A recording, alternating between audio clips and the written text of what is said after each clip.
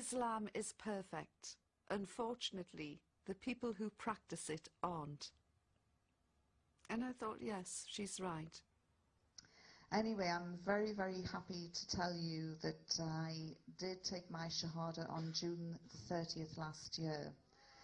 And I have now joined what I consider to be the biggest family in the world. Just makes me so proud to stand before you today and say I am a Muslim. Thank you.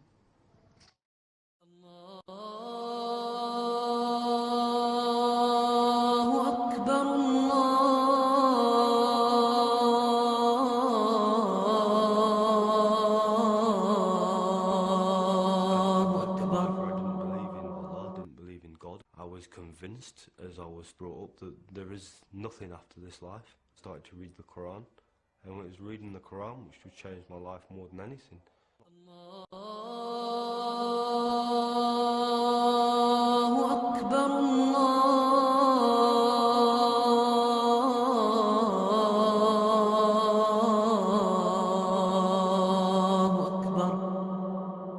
I haven't told my family yet that I'm wearing the full veil because I know it will upset them.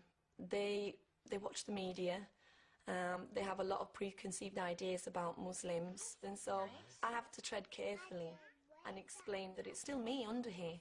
Alicia, what are they doing? I really enjoy, I love wearing it. I know that I'm doing the right thing, and it's a progression in my faith, and it did feel wonderful being able to walk out and know that I've got that little bit closer to being the person that I want to be.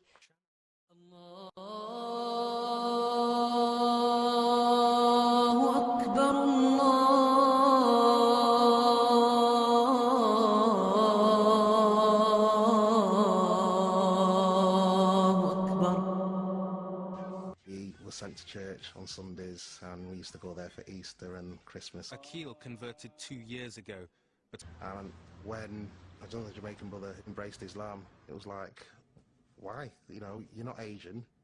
I was just intrigued, and like whenever I used to see him, we'd end up talking for like 2 hours.